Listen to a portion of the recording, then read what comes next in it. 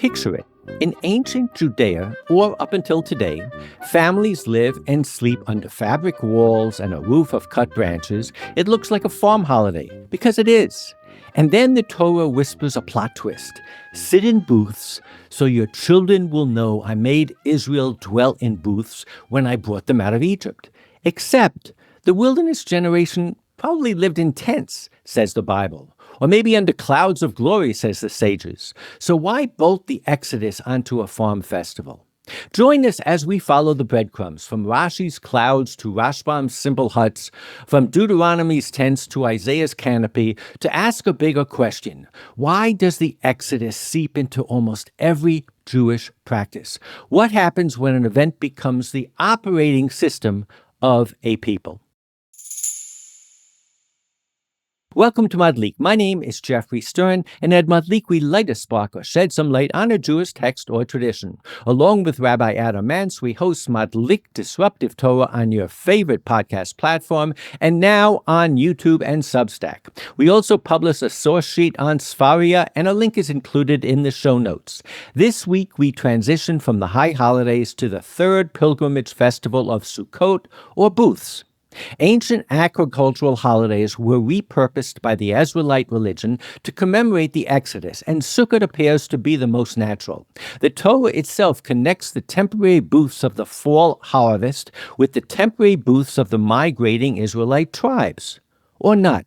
Join us as we question this common assumption and explore what Sukkot means for us. So, Rabbi, we just finished Yom Kippur. What are you supposed to do? After you break the fast, you're supposed to take a nail and a hammer and start building your sukkah. It never ends. It never, ever ends, from one to the next. So I actually was kind of thinking about this because, there are two different kind of cycles.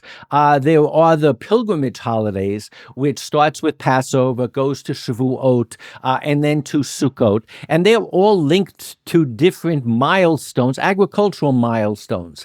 And then there are the high holidays, which has to do more with the new year. We even say it's the time the world was created, maybe when man was created.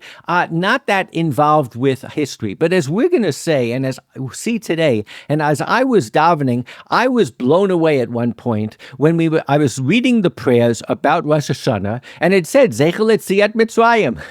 And I go, where did that come from? What does Rosh Hashanah have to do with Yetziat Mitzrayim? So I said in the introduction, Yetziat Mitzrayim, leaving Egypt, actually became the overwhelming motif of the whole Torah. And that's the real connection, Rabbi, to the fact that we're finishing the Torah this week too. It's a wonderful way to look at what's the bumper sticker message of this whole a journey that starts with creation and ends up with Adam, with Moses. So we're going to make a stab at it. We're going to try to understand how Yetziat Mitzrayim, leaving Egypt, became so seminal. So first of all, let's look at Sukkot. In Shemot, in Exodus 23, it says, and the festival, the feast of the harvest of the first fruits of your work, of what you sow in the seed, that's Shavuot, and the feast of ingathering, Chag Asif, at the end of the year, when you gather in the results of your work from the field. Just a very straightforward rendering of the last two pilgrimage festivals. The same thing goes for Exodus 34. It's interesting, by the way, the Chag HaAsif B'Tzeit HaShana, at the end of the year, they knew somehow that the cycle started with Rosh Hashanah. So Sukkot is the beginning of the year and the end of the year. They really are connected. I always thought they were kind of like ships passing in the night, but there is a reason we're moving from the end of the year or the beginning of the year festival right into this Thanksgiving holiday. Gathering the crop that needs to last you through the winter. In Exodus 34, it says, you shall observe the Feast of Weeks of the first fruits of the wheat harvest. That is Shavuot, which of course later became associated with the giving of the Torah, but it never says that in the Torah itself. Correct. That's rabbinic. Yeah. And the Feast of Ingathering at the turn of the year. Again, not so much the end of the year, Kufat Hashana, the season of the end of the year. In Deuteronomy, it says, after the ingathering from your threshing floor and your vat, you shall hold the Feast of Booths for 7 days. You shall rejoice in your festival with your son and daughter, your male and female slave, the family of the Levite, the stranger, the fatherless, the widow in your communities. So as an aside, Sukkot is a happy, very happy holiday. And the idea was that happiness should permeate for all of the citizens of Israel. And again, the happiness is because it's the end of the agricultural cycle. So it's a celebration of the success. It's like, you went through it a whole year, your investments were successful, now you celebrate. Very natural, no need for any embellishment or explanation. You shall hold a festival for your God 7 days in the place that God will choose for you. That means where the temple was, which means this is a pilgrimage festival. God will bless all your crops and all your undertakings, and you shall have nothing but joy. Chayita ach sameach. A beautiful, beautiful holiday. And now we get to Leviticus 23. And in Leviticus 23, it does something rather radical. You shall live in booths 7 days. All citizens in Israel shall live in the booths. In 23:43, it says, in order that future generations may know that I made the Israelite people live in booths when I brought them out of the land of Egypt. I am your God. Leman yed'u dorotechem ki b'Sukkot heshavti et b'nei Yisrael hotzi otam me'eretz Mitzrayim ani Hashem Elokechem. So it's not that many times in general that the Torah goes out of its way to give a commentary, the background, the context. It's the only holiday where there's an explanation like this. And in a sense, if we say that the agricultural holidays were, I would say, adopted, were morphed into cultural, historical holidays like Shavuot for the Torah, here's an example of the Torah doing it itself. And that makes this rather interesting. So Rashi on that verse says, this does not mean literally booths, but the ananei hakavod, the clouds of glory. And he quotes a bunch of rabbinic sources, classic rabbinic sources. So we will see there is one tradition who takes this metaphorically, and it refers, I wouldn't say metaphorically, it takes it to describe not some four-sided booth with making sure that you had 3 complete sides and maybe a tefach on the fourth, and that you have your schach on top. No. In the desert, it was the ananei hakavod, the clouds of glory. And then we, through the halacha, create a commemoration of that. So it's not metaphorical. It just does not say that the Israelites were in tents. The Rashbam says the plain meaning of the text is in agreement with the view expressed in Sukkah 11, according to which the word Sukkah is understood literally. The meaning of the verse then would be, construct for yourselves the festival of huts when you gather in your grapes. You are to do this at the time you gather the produce of the earth, and your houses are filled with all the things the earth produces, such as grain, wine, and oil. This is to be done in order that you will remember in the desert for a period of 40 years when they neither owned land nor found themselves in a cultivated part of the earth. So the Rashbam is doing a lot of maneuvers here. Right. He's saying if this is, he's thinking in the back of his head, we can hear the gears turning. If this is to commemorate the Jews leaving Egypt and being in tabernacles, why don't we celebrate it at Passover time? Can you imagine what a wonderful Seder it would be? We'd be sitting in a sukkah. We'd be having our matzah. I just think it would be wonderful. It would also save us. We'd be able to go to work this week. We'd save a holiday, correct. So what he says is no. The reason why it's this time of year, and of course we noted that the verses, 2 of the verses associated with the end of the year, is because that's actually when you gather the produce of the earth. And the message from this, how does he connect it to agriculture? He says because the people neither owned land nor found themselves in a cultivated part of the earth, and still they were given all the crops. crops. So it's kind of a soft connection, Rabbi, but a very nice one. All the lessons, this is kind of like a Warsaw test. Everybody is reading something else into this. And he says, you must not fall into the trap of thinking that all this success is due to your own efforts. So at that time of year, Rabbi, that we are most inclined to say, Kochem v'yotzim yodai, I created my whole success. We think back to the Israelites in the desert who didn't have a harvest and were dependent on God, and we need to learn the lesson that our success also comes only by depending on God. So let me just make a point, and that is, today we very much connect Sukkot to Rosh Hashanah and Yom Kippur. But the Rashbam is not interested in that. The Rashbam tries to locate Sukkot in the autumn, in the fall. But the fact that it comes right after Rosh Hashanah and Yom Kippur, as far as the Rashbam is concerned, that's completely, that's by chance. Yeah. Absolutely. The only connection you could make is the end of the year is the fall, and that's when you gather the crops. But you're absolutely correct. But again, there's a lot of thought that went into this. I will say something that occurred to me that I kind of liked is when he said that they neither owned land nor found themselves in a cultivated part of the earth. All of a sudden, this makes Sukkot something that can resonate and can be a profound lesson to urban dwellers, to people who are no longer involved with farming and agriculture. I kind of love that he is saying that the Jews or the Israelites in the desert celebrated a harvest festival, Rabbi, without a harvest. Right. I think that's kind of nice.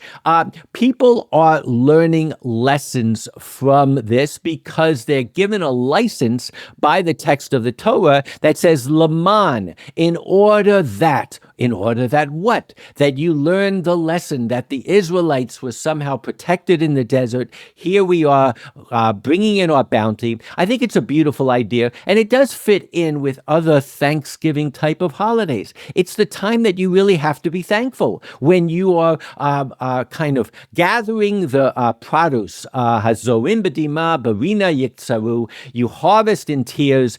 You work hard, and now you could very well say, "I did this," and this is a beautiful lesson. Good. So it's about humility, is really what he says. And hakarat tov, recognizing the good. Hakarat tov to God, a gratitude to God, and humility are really flip sides of the same coin.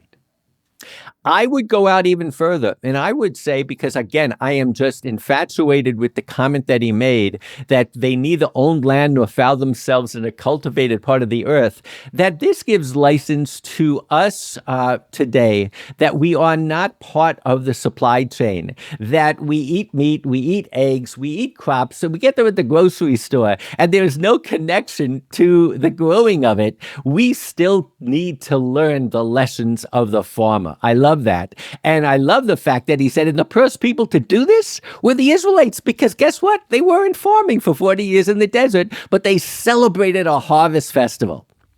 So the Ibn Ezra says the Israelites made booths after they crossed the Sea of Reeds. This is going to be an important statement when we come to what modern academics have to say about this. But then he goes on. They certainly did so in the wilderness of Sinai. In other words, whether they created booths after they crossed the Sea of Reeds is one question. But they certainly did in the wilderness of Sinai, where they dwelt close to a year. This is the manner of all camps. This festival, too, like Passover, is thus in memory of the Exodus, even though it is not observed the month of Nisan. So Ibn Ezra, again, is struggling with the same question that the Rashbam was having, if this is truly recognizing or remembering, commemorating leaving Egypt. Should someone ask, why is this commandment to be observed in the month of Tishrei, the month Israel left Egypt?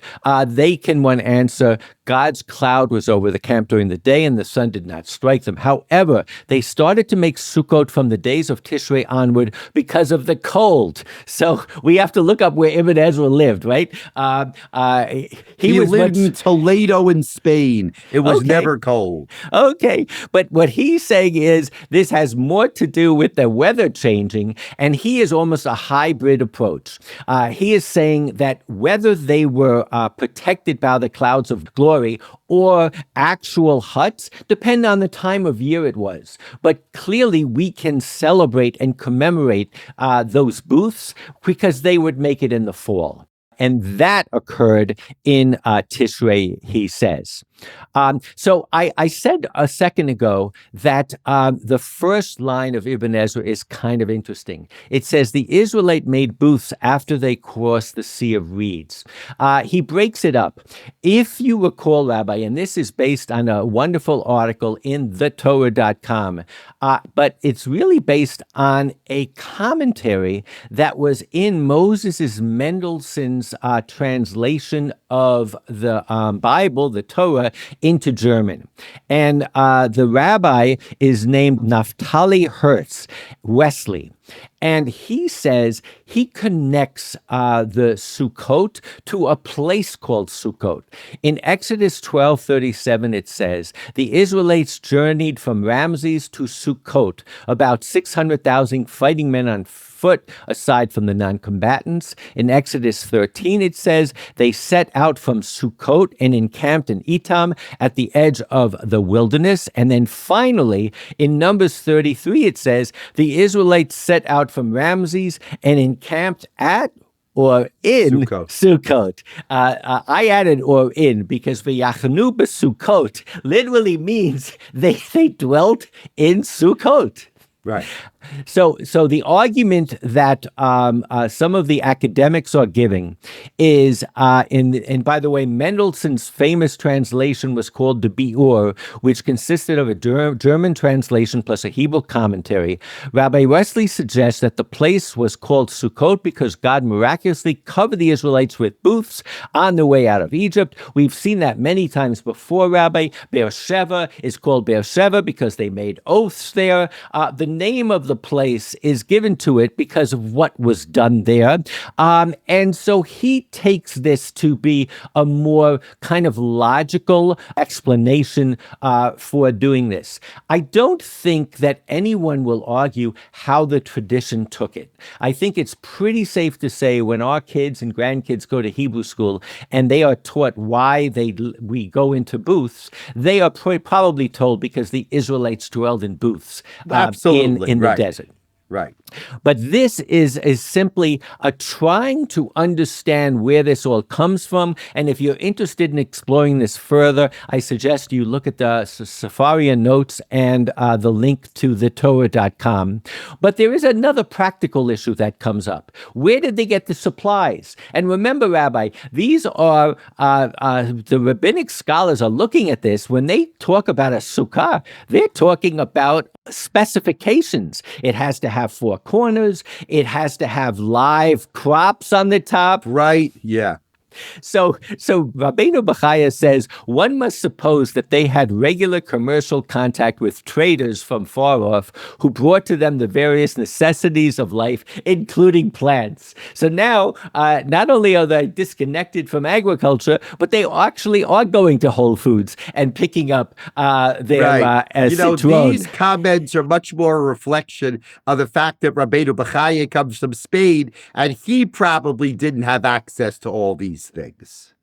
Interesting. I like that. I like that context. The point is, and when I post these podcasts on YouTube, I have to come up with images for the thumbnail. And I go to ChatGPT and I say, ChatGPT, make me an image. This week I have an image of Moses constructing a prefab sukkah. And there's a box on the side and it says family sukkah, and he's looking at the instructions. It's not that far from what Rabbeinu Bachaya and the Tzena Urena, which is what our grandmothers and great-grandmothers read, their explanation is that merchants from foreign lands brought the Israelites everything they needed.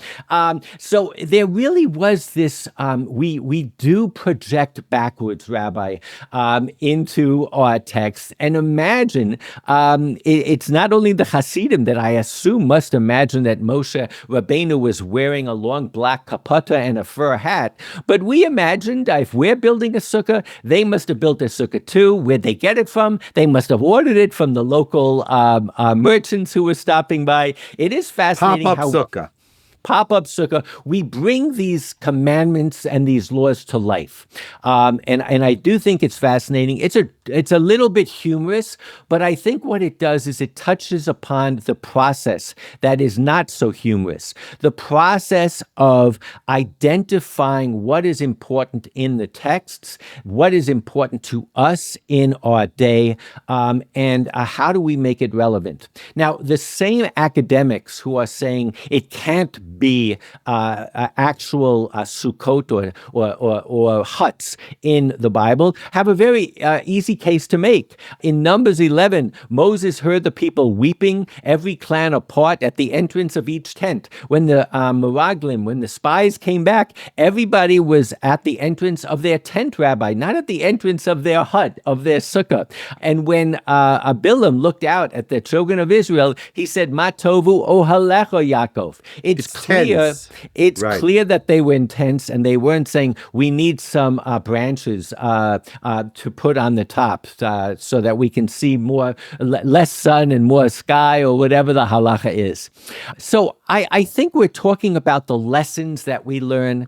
There's no question that Sukkah itself, this kind of protective quality of it, is something that is almost a magnet for us looking for meaning. And if you look at Isaiah in 4:5-6 says, God will create over the whole shrine and meeting place on Mount Zion, cloud by day and smoke with a glow of flaming fire by night. Indeed, over all the glory shall hang a canopy, and which shall serve as a pavilion for shade from heat by day and as a shelter for protection against drenching rain. So here we have in Isaiah himself, he conflates the two concepts. The Ananei HaKavod, these clouds of glory that protected the Israelites, and Uvesukkat Tehiyah Letzel Yomim B'chorev, that the pavilion, the Sukkah, shall, here he mentions both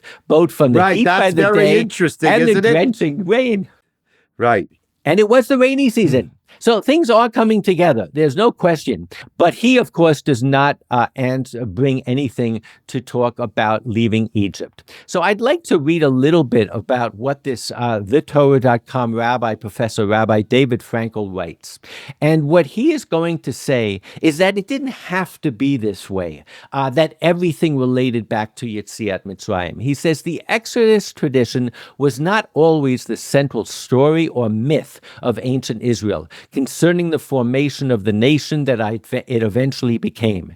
This centrality was achieved gradually, as some traditions were silenced or marginalized, and other became interpreted in relation to the Exodus. So in this verse about Sukkot, that it says, and therefore you should remember that you left Egypt, he finds really the kernel of this whole strategy that we will see goes to Rosh Hashanah, goes to Yom Kippur, of everything is Zeichel Yetziat Mitzrayim. He talks about there were other types of narratives, and I will even say that we even find them in our own obvious texts. I mean, if you think of the Haggadah, Rabbi, and if you think of the Bikurim, when we hold up the crops and we say that our ancestors were traveling Arameans, we don't mention leaving Egypt at that point. There's no question there were other traditions where we were not simply coming out of Egypt,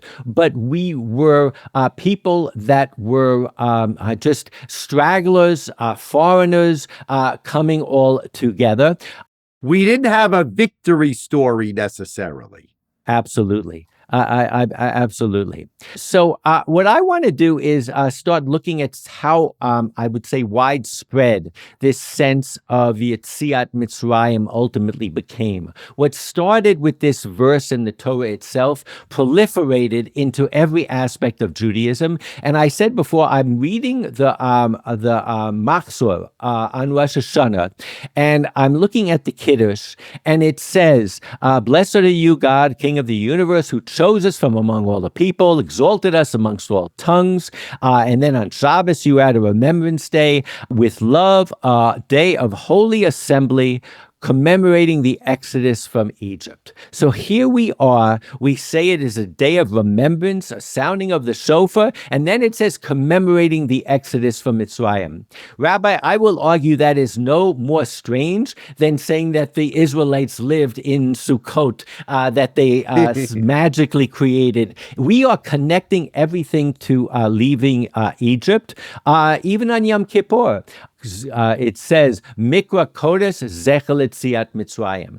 And there is no connection that you or I can think of between the New Year festival and leaving Egypt. In Rosh Hashanah, the Talmud, it says, on Rosh Hashanah, our forefathers' slavery in Egypt ceased. In Nisan, the Jewish people were redeemed from Egypt. And in Tishrei, in the future, the Jewish people will be redeemed in the final redemption from the coming of the Messiah. So the rabbis were also challenged by this, and what they argued was that somehow magically Rosh Hashanah was the day that slavery in Egypt ceased. They had to try to connect it.